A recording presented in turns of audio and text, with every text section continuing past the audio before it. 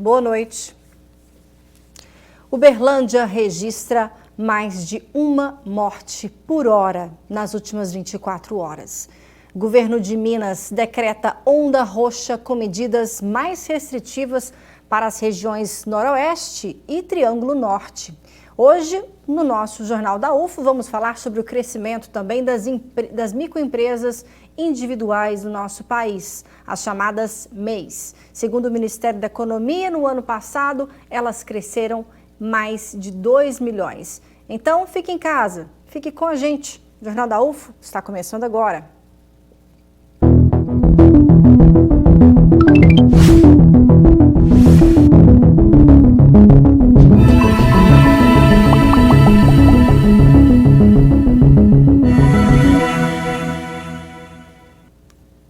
É com muita tristeza que informamos que a ocupação geral dos leitos de UTI da rede pública e privada de Uberlândia estão 100% lotados. De acordo com o boletim divulgado nesta quarta-feira, Uberlândia teve mais de 529 casos confirmados da Covid-19. E são 25 óbitos nas últimas 24 horas. Isso significa um pouco mais de uma morte por hora. É um colapso total. Estamos falando em 796 pessoas que estão internadas neste momento. Isso é muito grave. No total, a cidade já acumula 1.133 mortes. É por isso que a gente sempre pede aqui no Jornal da UFO para que você fique em casa e se proteja. Em Minas Gerais, o número de casos é de 893.645 e mais de 18.800 mortes registradas.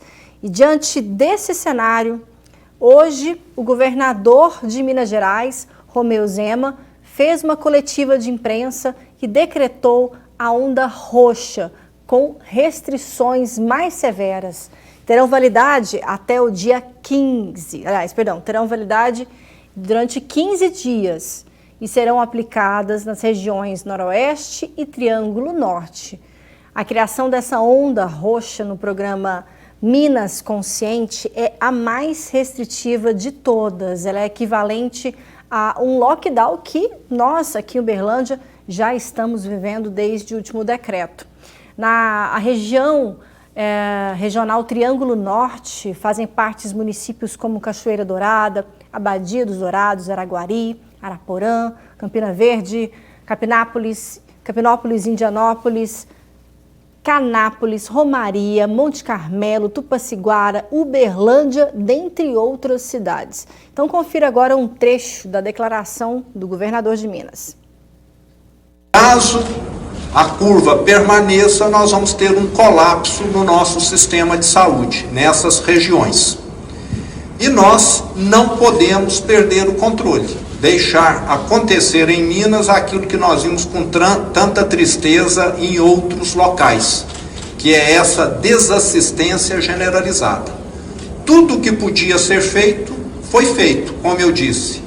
Aumentamos o número de UTIs, de leitos de enfermaria, mas agora nós chegamos num ponto no Brasil que não há mais médicos, inclusive. Já fizemos chamamentos, não há mais profissionais de saúde disponíveis para estar atendendo qualquer ampliação de UTIs que venha acontecer. E lembrando que quem trabalha na saúde já está no momento de exaustão. Nós estamos completando um ano que esses profissionais estão trabalhando com sobrecarga. Então, é algo quase que desumano. Mas eu tenho dito que nós praticamente já atravessamos um oceano e agora estamos a 500 metros da praia. E diante dessa situação crítica da pandemia em Uberlândia, o colapso do nosso sistema de saúde, o Comitê Municipal de Enfrentamento à Covid-19 decidiu que a cidade se mantém na fase vermelha do Plano Municipal de funcionamento das atividades econômicas restritas até o dia 12 de março. Essa é a fase mais rígida e permite apenas a abertura de setores considerados essenciais, como bancos, setor de alimentos, transporte, telecomunicação, hotéis, saúde, entre outros. A proibição de venda de bebidas alcoólicas e o toque de recolher permanecem também das 20 horas às 5 horas da manhã. Foram abertos mais de 21 leitos de enfermaria destinados aos pacientes diagnosticados com a Covid no Centro de Internação Municipal, alocado na Casa da Fraternidade São Francisco de Assis. O espaço está em funcionamento desde agosto do ano passado e oferece atendimento exclusivo a pacientes diagnosticados com a doença. Com os novos leitos, o Centro de Internação tem 101 leitos de enfermaria, sendo 9 de urgência para pacientes da rede pública, que são avaliados com um grau baixo a moderado da doença e que necessitam de observação médica durante o tratamento da doença. Já a vacinação contra a Covid nos grupos prioritários em Uberlândia continua. Nesta quinta-feira foram vacinados mais de 900 idosos acima de 85 anos.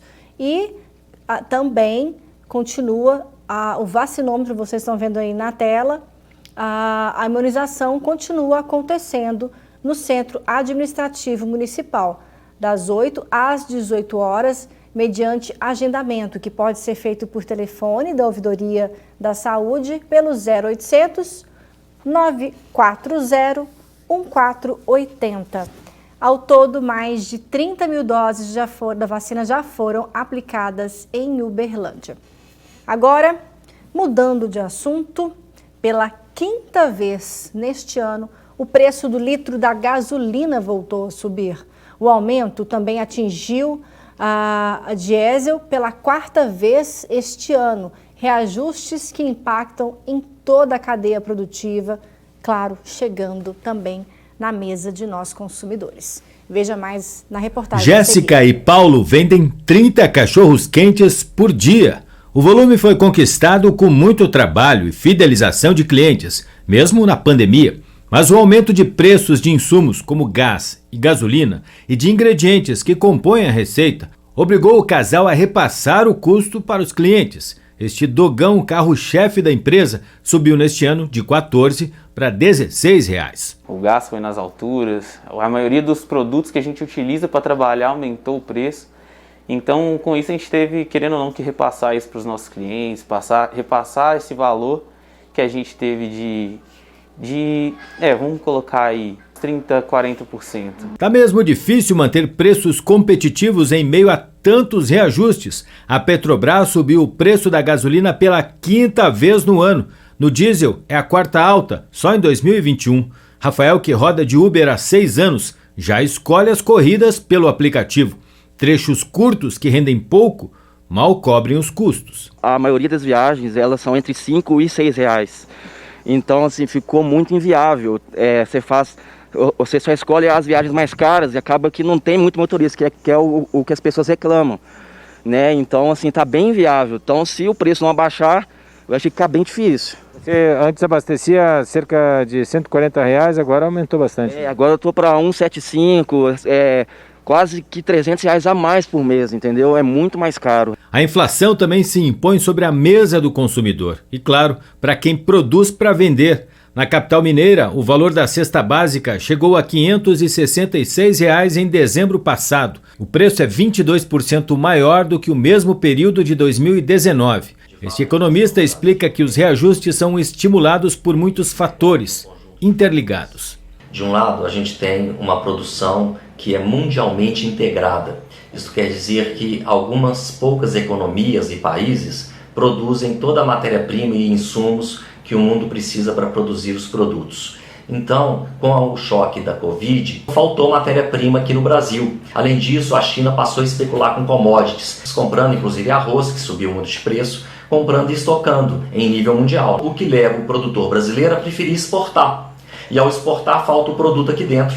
Além disso, o governo tem feito uma política econômica muito ruim e isso gera uma incerteza no mercado que corre para o dólar. O resultado é que o empresário vai repassar esse aumento de custo de produção para preços. E além disso, nós estamos tendo também um aumento expressivo dos preços do petróleo no mercado internacional. Então, se você aumenta o preço do petróleo, isso impacta combustível, gás de cozinha, diesel, etc., impacta toda a cadeia produtiva brasileira. O economista recomenda a tradicional pesquisa de preços para reduzir perdas e também mobilização para o governo mudar a política econômica. A médio prazo é pressionar o governo para mudar a sua política econômica, porque a política econômica que vem sendo feita está produzindo aumento do dólar. O preço do dólar encarecendo é um dos fatores que levam à inflação. O outro fator que tem levado à inflação, que é o aumento do preço do petróleo, podia ser corrigido com uma política onde se constrói um fundo para estabilizar os preços do petróleo. Em alguns setores estratégicos, a participação do Estado é importantíssima.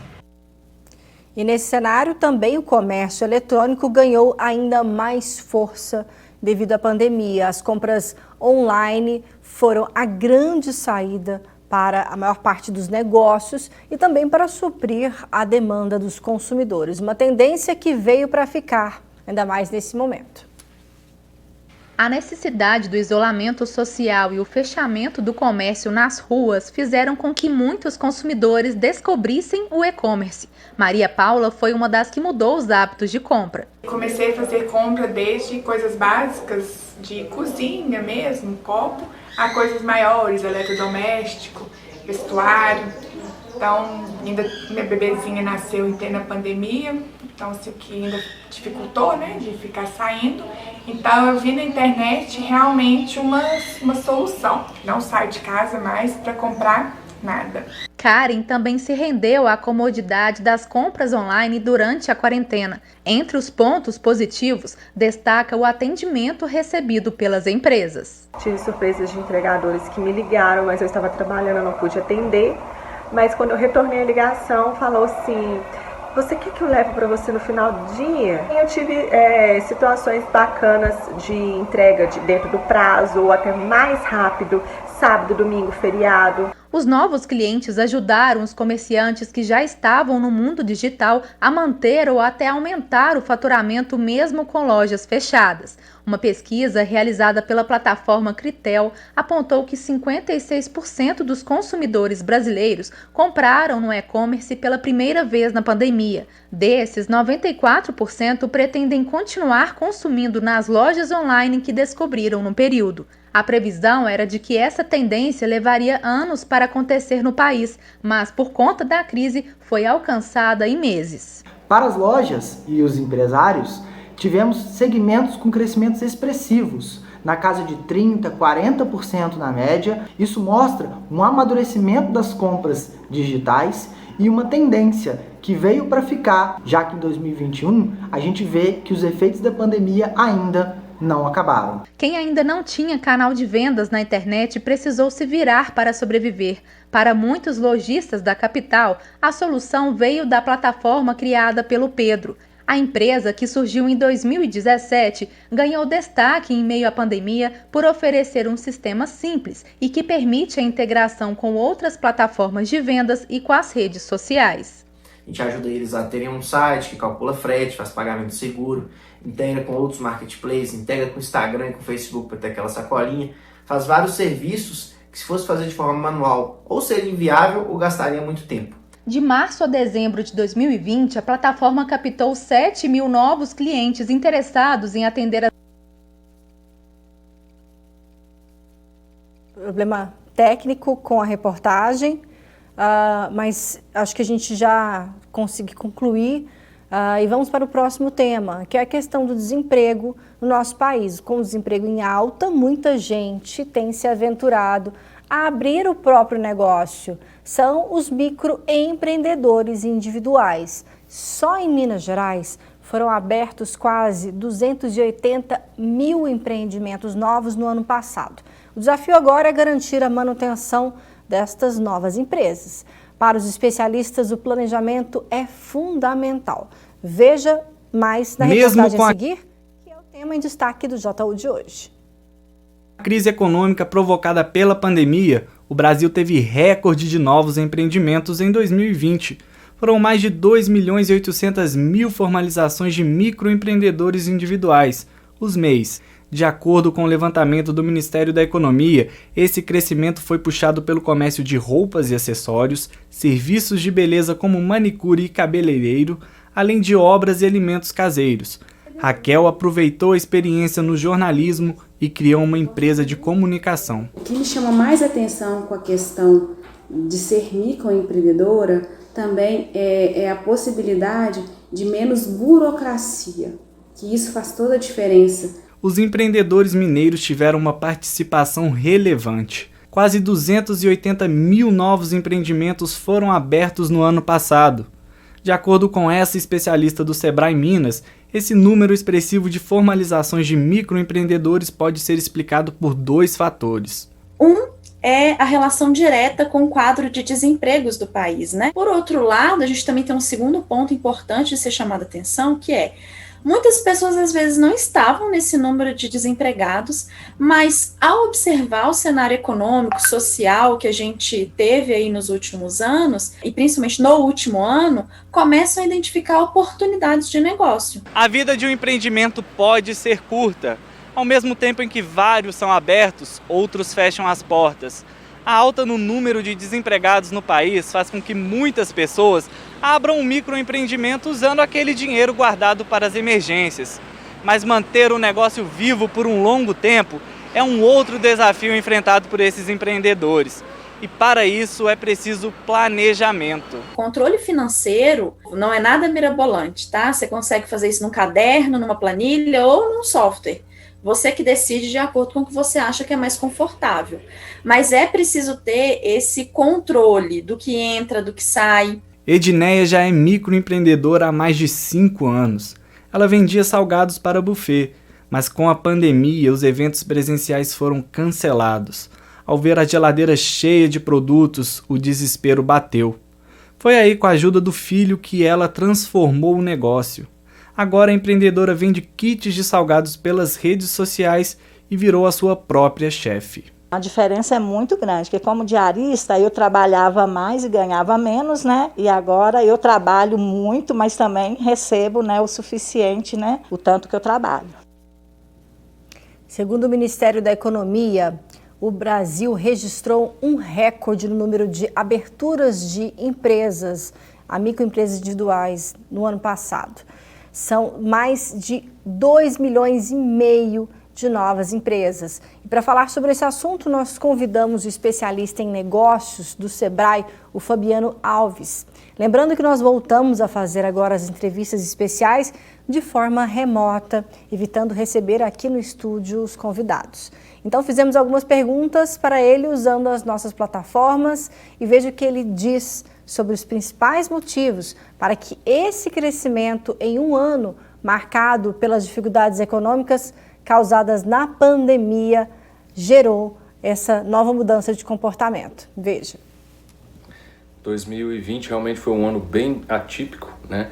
Por tudo isso que a gente enfrentou, o início da pandemia, o desenvolvimento dela, isso afetou drasticamente a questão econômica no Brasil e a questão do desemprego, ele foi recorde, né? Na ordem de 14 milhões ou quase o mesmo número, 14% de desempregados.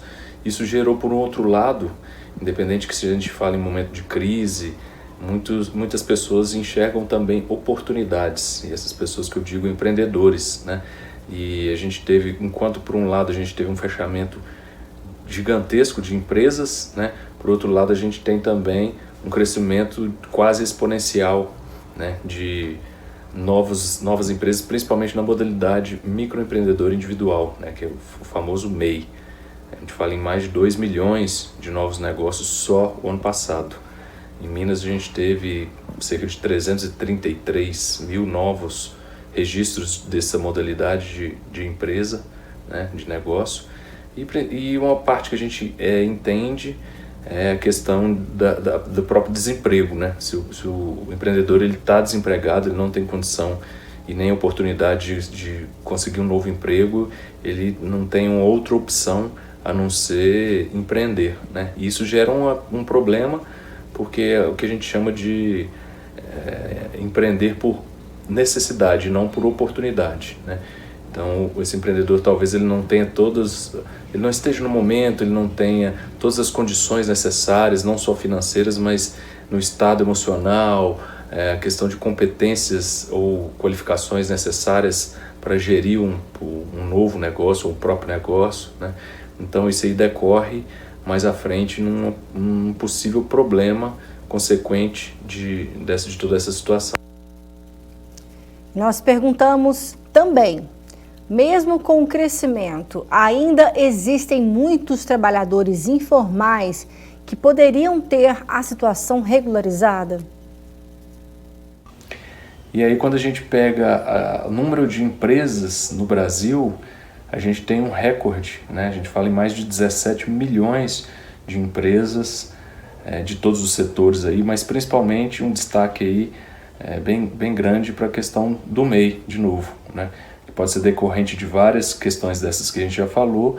A gente fala em mais de 10 milhões de empreendimentos nessa modalidade, contra aí cerca de 7 milhões de outras empresas nos demais segmentos. Lembrando que 99% desses estabelecimentos, né, e tirando aí o MEI, desses 7 milhões, são empresas de micro e pequeno porte, ou seja, micro que fatura até 360 mil por ano e a empresa de pequeno porte chegando aí a 4,8 milhões de faturamento ano. Então isso realmente é extremamente expressivo, né? Isso aí que realmente gere a nossa economia, né? Contribui efetivamente para a geração de emprego e renda, não só, obviamente, as empresas de pequeno porte, né? Que elas são responsáveis por cerca de 40% desse percentual, mas as empresas de grande porte também, que elas, apesar de ser um número menor, né, comparado a tudo isso que a gente falou, a empregabilidade dela é muito maior, o faturamento dela é muito maior, então ela contribui proporcionalmente muito mais no PIB, na geração de empregos. Mas a gente está falando de uma cesta econômica, né? Então a gente tem que considerar todas essas oportunidades e perceber que do outro lado ainda existem, né, milhares de empreendedores que são informais, ou seja, ele tem um próprio negócio, mas não é formalizado, não recolhe imposto, às vezes até emprega de forma informal e ele tem, por um lado, restrições, né, de vender para outras empresas, porque ele não tem nota fiscal, ele corre riscos ali de ser fiscalizado e a fiscalização fechar o seu negócio, mas faz parte aí ainda da nossa economia. Nós também perguntamos o que uma pessoa que quer empreender precisa ter em mente para dar início à construção do seu negócio. Veja o que o Fabiano respondeu. E para as pessoas que realmente têm o sonho de colocar em prática o seu próprio negócio, precisam estar atentos a algumas questões que são relevantes, né? Que uma delas, quando a gente fala na parte financeira, não é só o recurso que você tem disponível, que você vai investir ali na estrutura, na formalização do negócio, na estruturação desse negócio. Se ele for se for no segmento comercial, ele vai precisar de estoques e tudo mais, mas além disso, talvez o que é muito importante e relevante é a questão do capital de giro, né? Que é aquele recurso que a empresa usa para fazer o seu dia a dia, né? Principalmente num momento igual esse de crise, que algumas empresas estão fechadas por questões de decreto, enfim, como é que elas sobreviveriam com talvez de não estarem faturando, né? De onde viria esse dinheiro? A gente muitas vezes fala até em tentar renegociar com fornecedores e tudo mais, mas isso tem limite, né? Essa questão tem limite, então é realmente importante que o empreendedor tenha uma reserva de capital além daquilo que ele já colocou na ponta do lápis ali para abrir o negócio. E a outra coisa, obviamente tem várias questões importantes, que não só a financeira, mas também a questão tributária, que são custos, né? E a relação do que ele proporciona para o mercado, por que essa empresa existe, qual que é o diferencial que ela vai ter frente ao mercado, frente aos seus concorrentes, o que ela vai entregar e gerar de valor para o seu cliente para que realmente faça sentido essa empresa sobreviver, ter lucros, crescer, e isso é que realmente todo empreendedor ele espera, né? Isso é totalmente natural. E quais são os primeiros passos para a criação de uma empresa? O Fabiano dá as dicas. Quando a gente fala no passo a passo para abrir um negócio, eu acho que a gente pode deixar essa atribuição para quem é de competência, que é um contador, né? De ir no banco, levantar certidões, documento, recolher taxas, guias, alvará de bombeiro, de prefeitura, talvez de vigilância sanitária, dependendo qual que seja o segmento da empresa, né? Então, assim, independente de que quer que seja, procure um contador, deixe isso na mão dele e dedique o seu tempo, você que é empreendedor, a realmente estudar o seu negócio, né? Estudar principalmente o seu cliente. O que esse cliente busca, qual que é o interesse dele, qual que é a expectativa que ele tem, quais são o que o concorrente hoje, ou os concorrentes têm, oferecem no mercado. A concorrência é importante, né?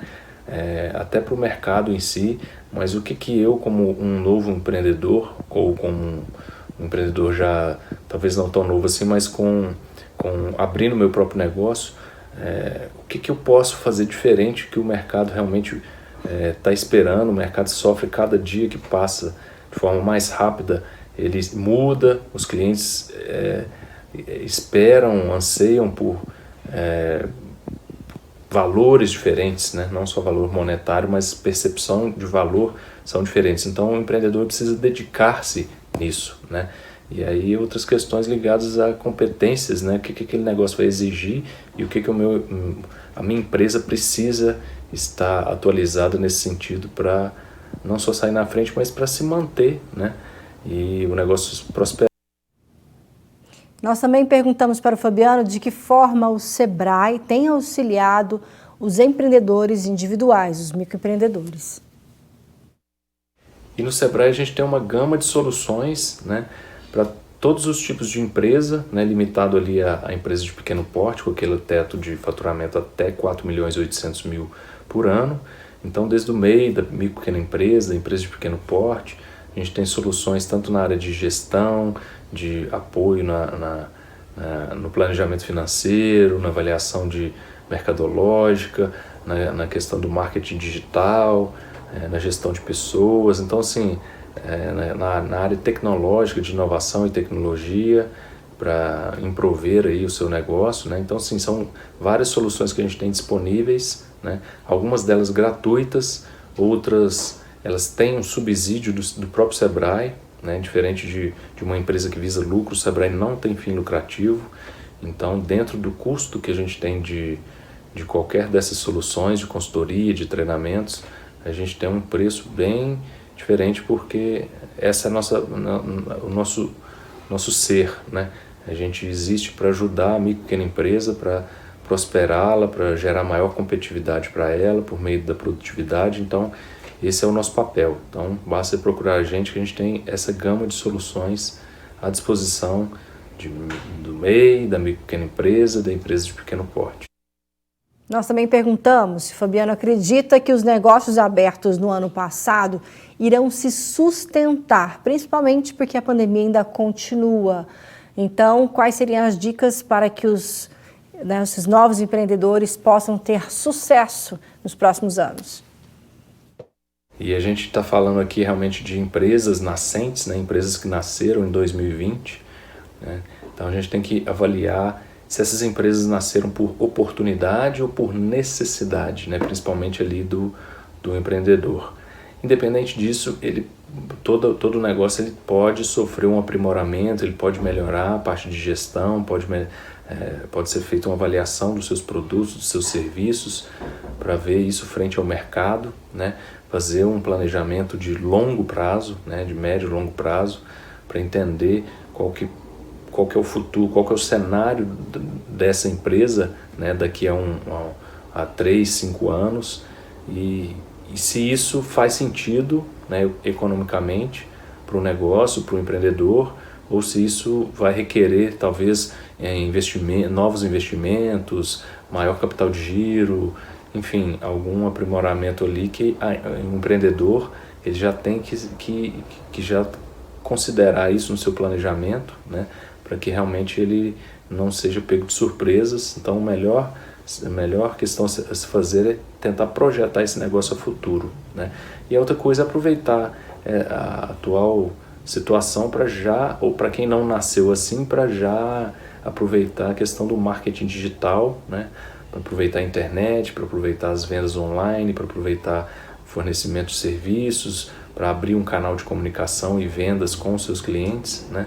Para quem realmente não tem, é um novo cenário aí que muda, que as pessoas buscam cada vez mais comodidade, né? Questões ligadas à qualidade já ficaram para trás, porque realmente todo mundo quer o máximo de qualidade possível no seu produto ou no seu serviço. E ainda temos muitas empresas que realmente não se atentam a isso, e isso para elas é um problema, para outras é uma oportunidade de mercado. Perguntamos também para o consultor do Sebrae Minas qual o impacto do aumento do empreendedorismo para o Brasil nos próximos anos. Veja o que ele diz. Então, se a gente puder concluir, né, de certa forma, sintetizar tudo isso que a gente falou, principalmente a questão do empreendedorismo, a gente traz aqui que o empreendedorismo realmente ele é a mola propulsora da nossa economia, né, por meio dos nossos negócios que a gente tem no Brasil, a gente consegue gerar esse PIB tão volumoso, vultuoso que a gente tem, né, seja por meio da indústria, do comércio, do serviço, do agronegócio e até da informalidade, né, que independente das riquezas que são geradas e distribuídas, são gerados também empregos, né, que realmente fazem diferença aí para a nossa nação. E além disso, esses empreendedores são super-heróis, né? Então parabéns a cada um de vocês que realmente empreendem no Brasil, que a gente sabe a dificuldade que é não só abrir um negócio, mas manter, colocar em prática esse sonho e crescer, né? É um desafio realmente, mas muitos empreendedores que buscam apoio, que interagem entre si, criam relacionamento, buscam experiências, têm essa atitude e a visão de longo prazo realmente fazem diferença para o Brasil, e todos nós agradecemos e ficamos realmente muito gratos aí por todo esse empenho de cada um de vocês, tá bom? Muito obrigada, Fabiano Alves, pela sua participação aqui no Jornal da UFO e por tantas informações valiosas compartilhadas conosco. O Jornal da UFO desta quarta-feira fica por aqui. Amanhã, dia 4 de março, nós vamos falar sobre a distribuição de vacinas em todo o país, já que o Ministério da Saúde anunciou um aumento na distribuição das doses da vacina contra a Covid. Então, é claro que eu te espero. Até amanhã.